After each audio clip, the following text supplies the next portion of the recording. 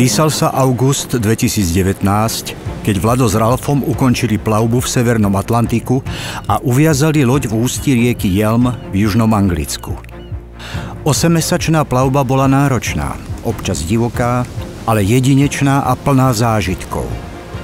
Nečudo, že plány do blízkej budúcnosti boli skromnejšie. Pomotať sa v Škótsku, norských fjordoch a potom sa uvidí. To Vlado ešte netušil, že jachting na 2 roky zavesí na klinec.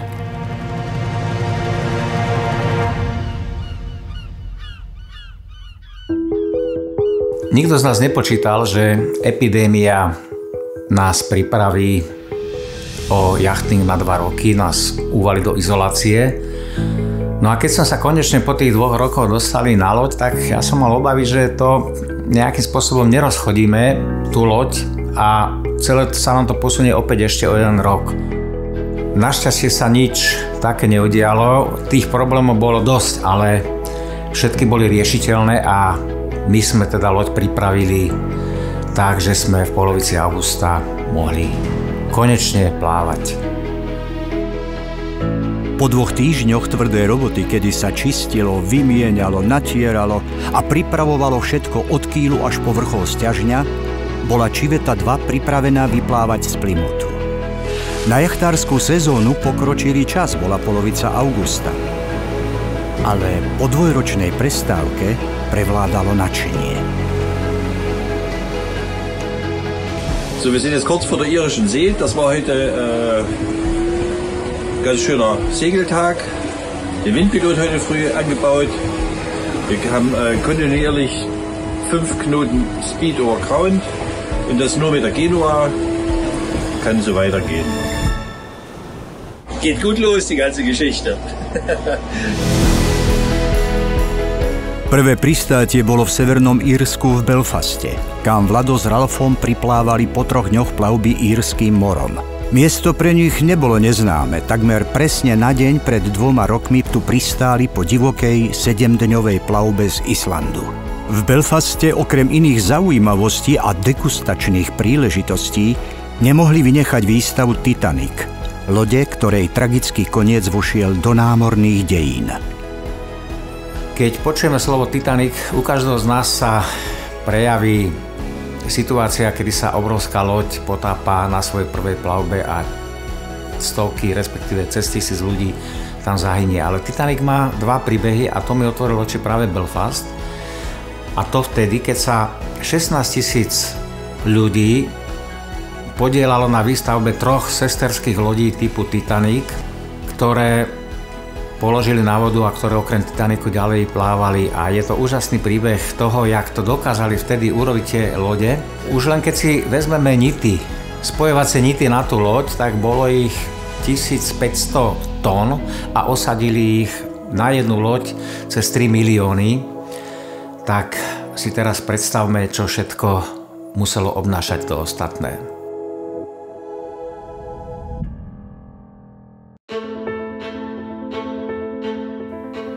Po 3 dňoch v Belfaste sa odviazali, opustili Írsky ostrov a Vladovi sa konečne splnil ďalší jachtársky sen – Škótsko.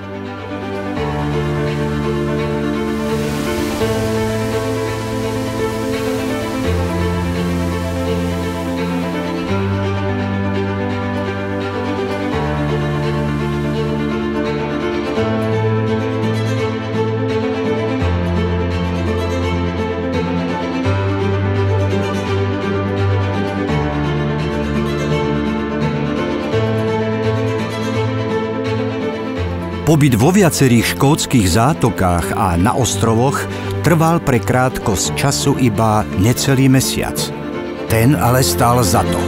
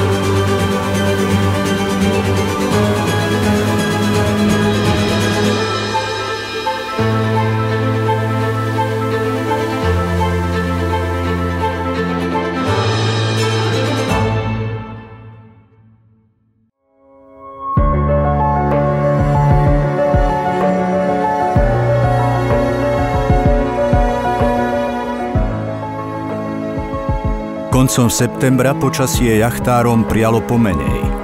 Plán oboplávať britský ostrov Vlado zmenil a Civeta 2 preplávala Kaledonským kanálom, ktorý spája západné pobrežie s východným do mesta Inverness, kde loď prezimovala.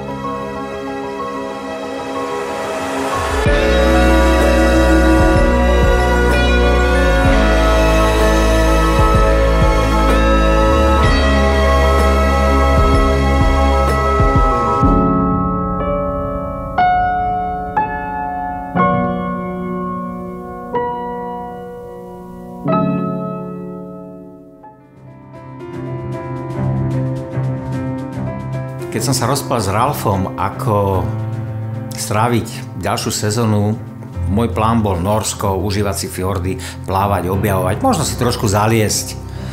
No a Ralf mi do toho v telefóne spomenul Špicbergy. Tak najprv samozrejme, ja som ho tak nejako, áno, OK, Špicbergy, jasné.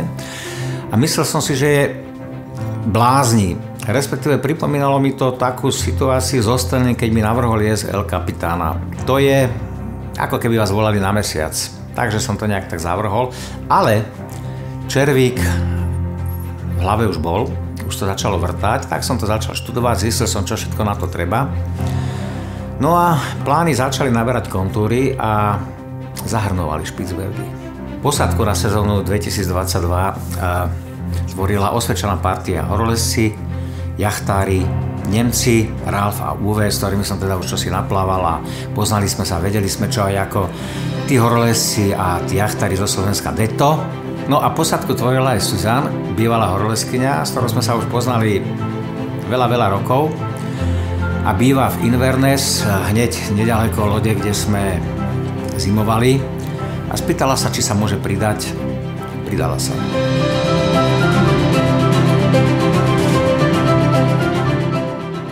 Aby sa Vlado a jeho striedajúca sa posádka priblížila k Špicbergom, čakala ich 2000 míľ dlhá plavba na sever. Z Inverness v Škótsku cez Orkneje, Shetlandy, Fajerské ostrovy, východné pobrežie Islandu, Lofoty v Nórsku, kým sa koncom júna neuviazali v Tromsø na severe Nórska.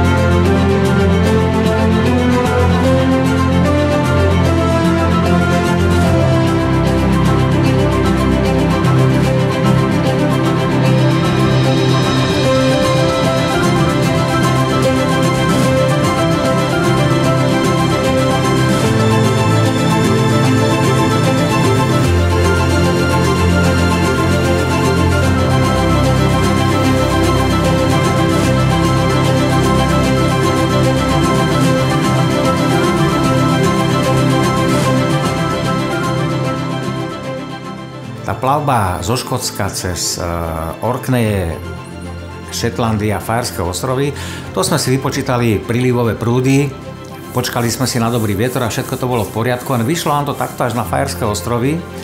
No ale tam tesne potom, čo sme pristáli, prišla teda poriadna smršť a my sme boli na takom drevenom móle a nedalo sa nič iné robiť, len pozerať sa, čo to s nami robí, a dosť nás o to molo obúchalo. No ale loď to prežila, trvalo to zhruba 2 hodiny a v podstate aj tak dobre, lebo sme tej výchrici na mori vošli z lopaty.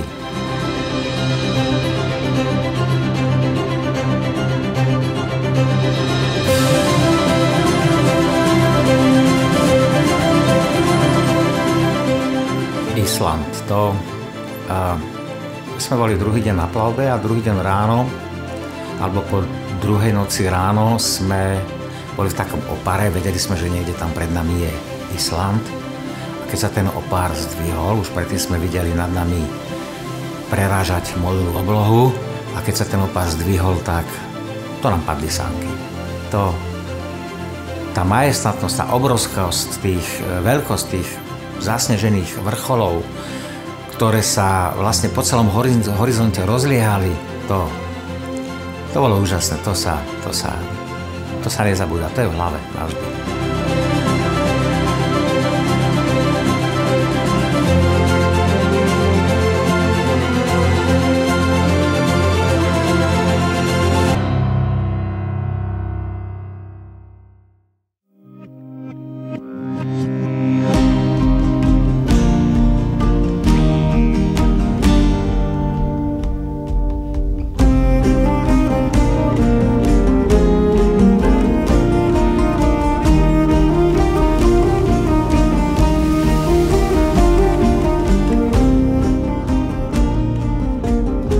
Na Islande sa Marta a Peter rozlúčili s posádkou a vystriedali ich Vladovi dvaja priatelia z horolezeckých čias. Jano Adamove a Jaro Dudka. Posádka Čivety 2 sa 11. júna rozlúčila s chladným, ale prívetivým Islandom a s obrovským rešpektom sa vydala na 800 míľ dlhú plavbu do Nórska na Lofoty.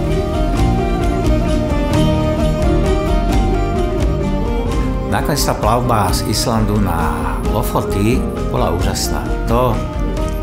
Ja som mal obrovský rešpekt pred tým, lebo predsa je to 800 míľ v Severnom oceáne a čokoľvek sa môže udiať, tak som dvakrát sledoval denne počasie. Ale nakoniec to bola krásna kulinárska plavba, kedy Jaro Dudka varil a varil a varil. A to boli také špeciality: ostrokyslá polievka, brinzové halušky, haruľa, tortellini, ja neviem, šošovicová na kyslo, klobása, hrianky s vareným s voľským okom. Nádhera, naozaj nádhera. No a pristali sme na Lofotoch a ďalší ten kus veľkej etapy bol za nami.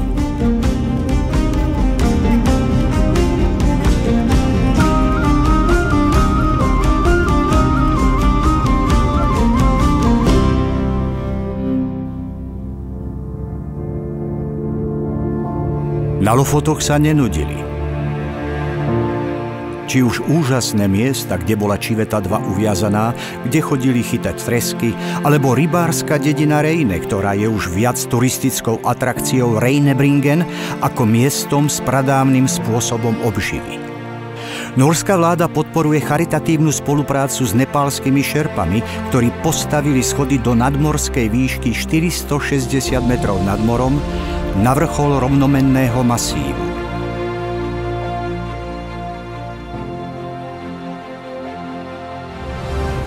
No a nevynechali ani rybačku.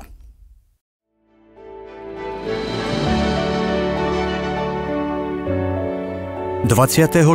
júna Jano s Jarom opustili loď a Vlado so Susan plávali v mimoriadne teplom počasí a pokojnom mori ďalej na sever.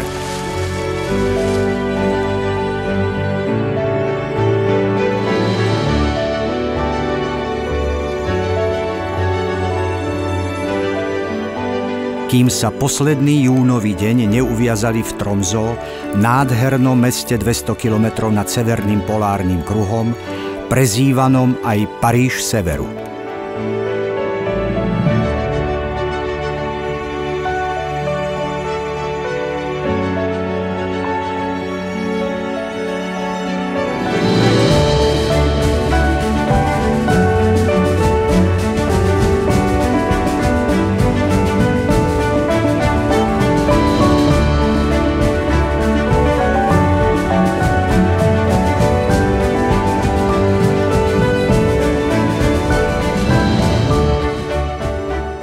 V Tromsø mali Vlado a Susan 3 dni, kedy sa mali k posádke pridať Ralf s Úvem, Vladovými nemeckými priateľmi, s ktorými už čosi spoločné naplávali. Návšteva Arktického múzea, múzea trolov, bicyklovanie a sauna na konci móla bola príjemným prekvapením.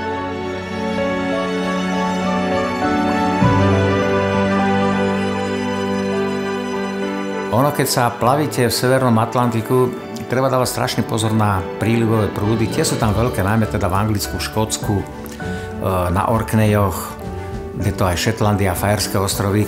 A samozrejme, lámal som si hlavu s tým, ako to vyriešiť. Nakoniec to bolo jednoduché, alebo teda veľmi dobre spracovateľné, pretože anglickí sprievodcovia, alebo teda jachtarskí, ja to volám knihy mudrcov, oni vám to presne všetko popísali, kedy, v akom čase, v porovnaní s nejakým prílivom v nejakom meste musíte byť, aby ste chytili ten prúd správny, a tie výpočty naozaj perfektne sedeli, dalo sa to spraviť. Na Fajerských ostrovoch tie prílivové prúdy tiež dosahovali veľkú rýchlosť, okolo 3-4 uzlov, ale keď sme tam pristali v hlavnom meste Tórshavn na Fajerských ostrovoch, tak sme sa tam dozvedeli od miestnych, že existuje aplikácia, ktorá vám presne povie v daný okamih, kde, v akej polohe alebo na akom mieste na tých Fajerských ostrovoch je aký prúd. Paráda, zvládli sme to. No a keď sme šli do Norska, tak som bol presvedčený, že to taká istá aplikácia musí existovať. No a jak som sa rýpal po internete, hore dole som surfoval, absolútne nič som nenašiel. Nakoniec sprievodcovi bola zmienka o tom, že prílivové prúdy všeobecne v Norsku fungujú tak, že zhruba 3 hodiny pred vysokou vodou a 3 hodiny po vysokej vode je prúd smerujúci do vnútrozemia a opačne 3 hodiny pred nízkou vodou a 3 hodiny po nízkej vode prúd smeruje von z vnútrozemia. A ono to fungovalo. Ešte jedno pristátie v rybárskej dedinke Skirovoj, ktorá bola v minulosti odrazovým mostíkom pre plavbu na Špicbergy. Tam po 3-ročnom uväznení v ľadovej bariére pristál aj Nansen s loďou Fram. Aj posádka Čivety 2 sa tu odpútala od pevniny a nabrala kurz na sever do 400 míľ vzdialeného súostrovia Špicbergy, kde po 4 dňoch pokojnej plavby pristáli v meste Longyearbyen. Na Špicbergy sa nedá priplávať tak, ako sme bežne zvyknutí, sadneme do lode a ideme.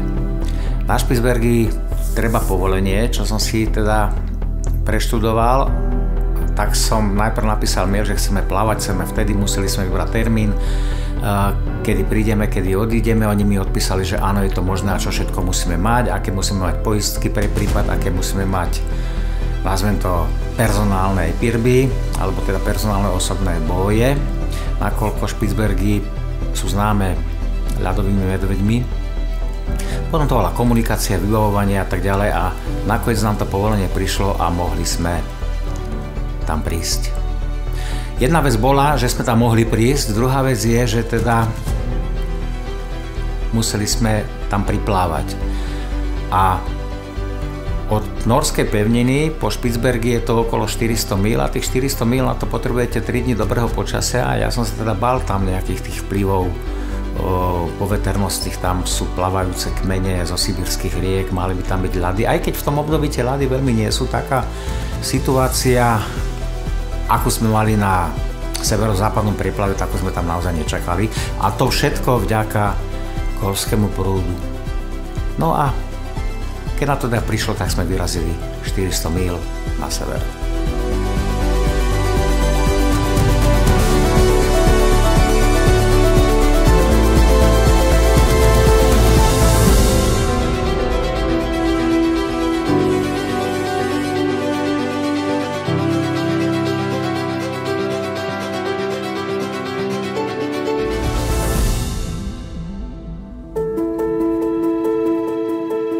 Kedysi banícke mesto Longyearbyen s ťažbou uhlia sa premenilo na turistickú meku severu.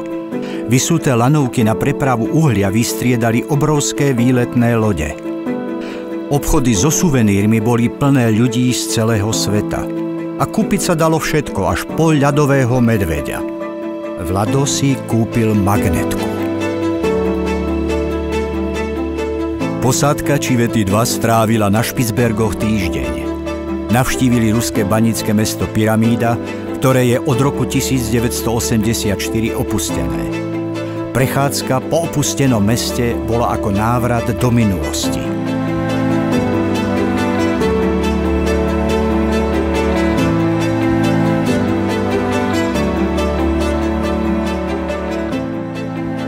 A vo fjordoch Isfjordsen a Belsund obdivovali rodinku mrožov a ľadovú krásu severu.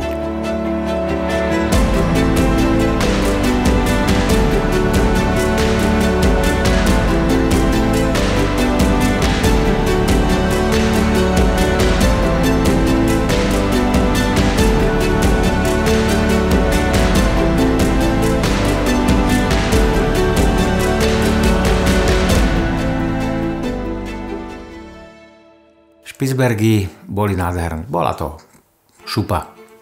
Napriek tomu na záver nášho 7-dňového pobytu sme sa nevyhli výchrici. Našťastie mali sme dobré kotvisko, ale napriek tomu nás tam priklincovalo vo fjorde Hornsund a teda bola to prebdená noc, na ktorú sa tiež teraz odstupom času v dobrom nezabúda. O polnoci vietor nabral silu a potom sa začalo 8-hodinové divadlo, ktoré sa len tak nevidí a nepočuje. Nárazy vetra do 50 uzlov pôsobili na loď, ako by sa na ňu tlačila neviditeľná ruka boha vetrov. Úderu predchádzal silný piskot vlanový. Náraz do trupu bol taký prudký, že loď sa silne naklonila nabok, až ňou poriadne zatriaslo. Bolo cítiť, ako sa rýchlo presúva na opačnú stranu svojho našťastie vymedzeného priestoru. Alarm im pípal celú noc za každým, keď loď, pohybujúca sa na kruhovom výseku, ktorého stredom je kotva, vošla do jeho zóny. Keď to vonku utíchlo, ak sa pod utíchnutím myslí iba okolo 30 uzlov, nastalo čakanie na ďalší útok, na krehký útulok sprevádzaný vďakou, že prečkali ten predchádzajúci.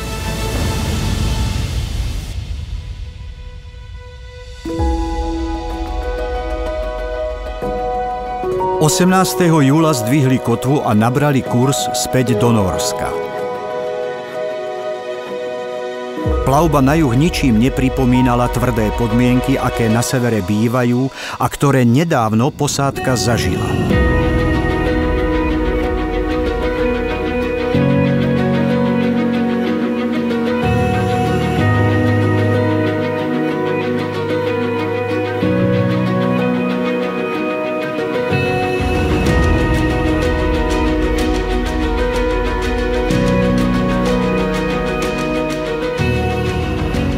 V rybárskej dedine Sandnes, kam prišli po 4 dňoch, Vlado takmer prišiel o dron.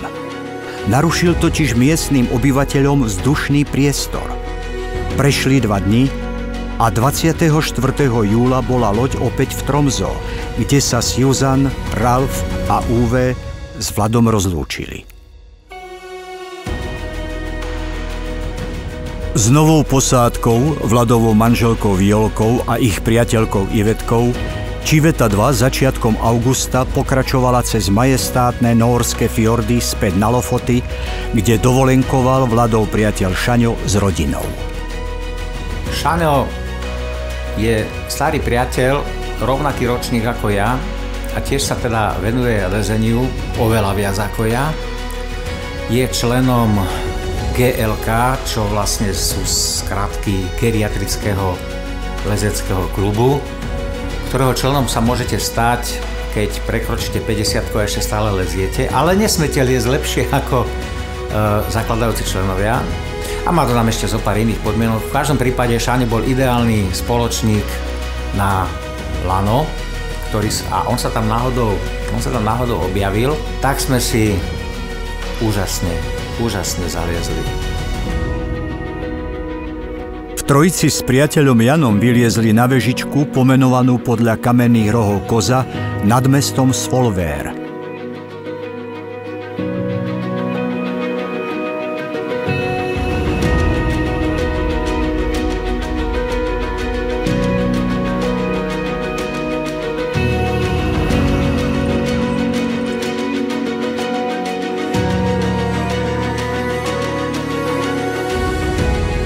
O 3 dni neskôr so Šaňom vystúpili stenou Djupfjord, nedalekom rovnomennom fjorde.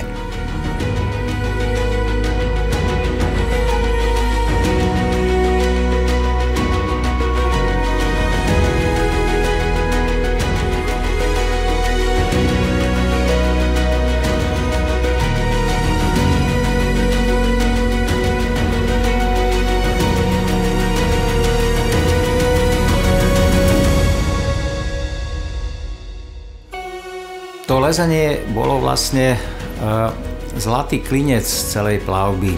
Ono, byť s loďou niekde uprostred tých fjordov, stade sa dostať na nejakú stenu a liesť tam a pozerať sa zhora na to more.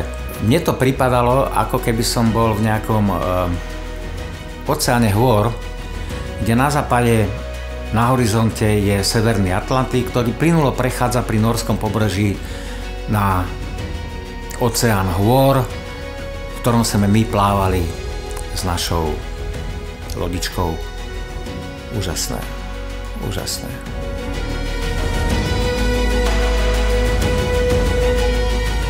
Táto plavba mi dala také spojenie dvoch živlov, oceánu a hôr. Ja som nikdy nebol jachtár. Pokiaľ sa pamätám, som robil horolezectvo a môj charakter tvorili horolezci, aj keď nie som si istý, či to úplne stačilo. Napriek tomu to boli horolezci, ktorí tvorili posádku mojich prvých plavieb, lebo boli dostatočne streštení na to, aby sa pridali. A boli to horolezci, ktorí ma vrátili späť k lezeniu.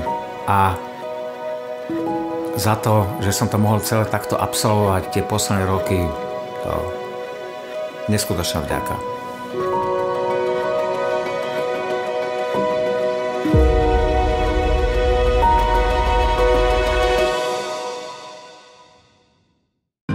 Vladovi sa ešte dvakrát vymenila posádka. S Janom a Mišom plávali zo Svolvéru do Bodø. Objavovali zátoky, okolité hory a všetko bez ohľadu na podmienky dokumentovali.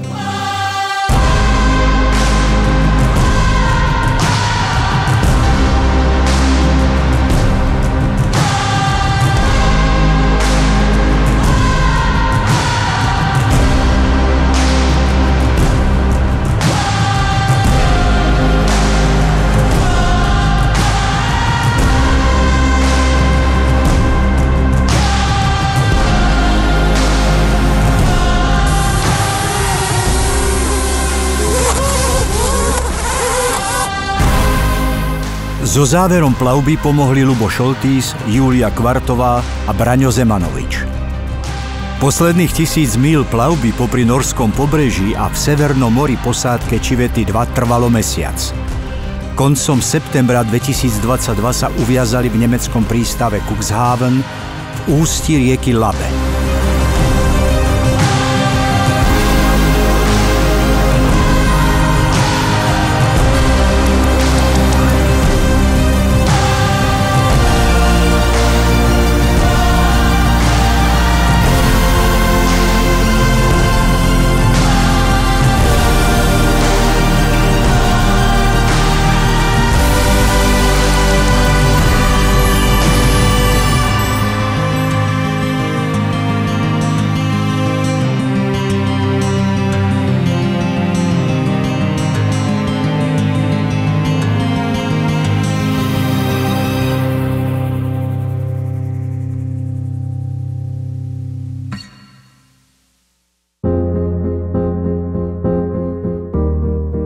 Opäť to bola úžasná plavba. Čiveta 2 preplávala z anglického Plymouthu do nemeckého Cuxhavenu 4500 námorných míľ. Z Invernesu silnými prílivovými prúdmi na Orkneje, upršané, ale krásne Shetlandy, Fajerské ostrovy, kde výchrica obúchala loď o mólo, ale tak dobre, lebo jej na mori ušli z lopaty. Prvý pohľad na Island, ktorý sa vynoril z rannej hmly do slnečného dňa svojou majestátnosťou, vyrazil dych.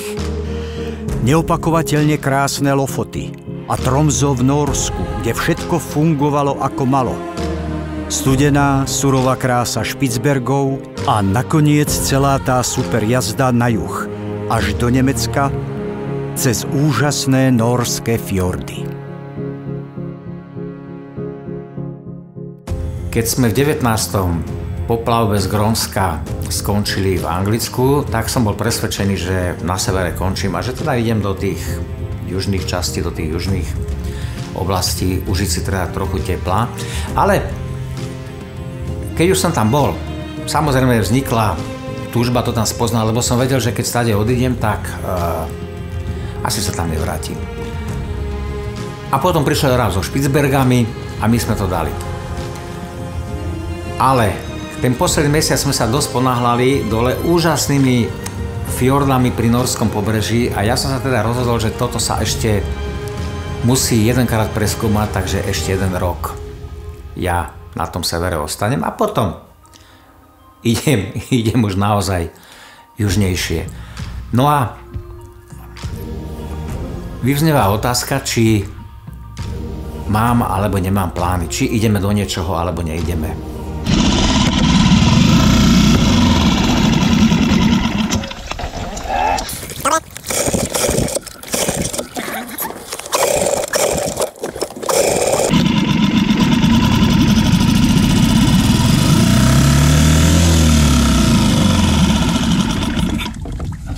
Würdest du glauben? Mach weiter. Ich filme das gerade.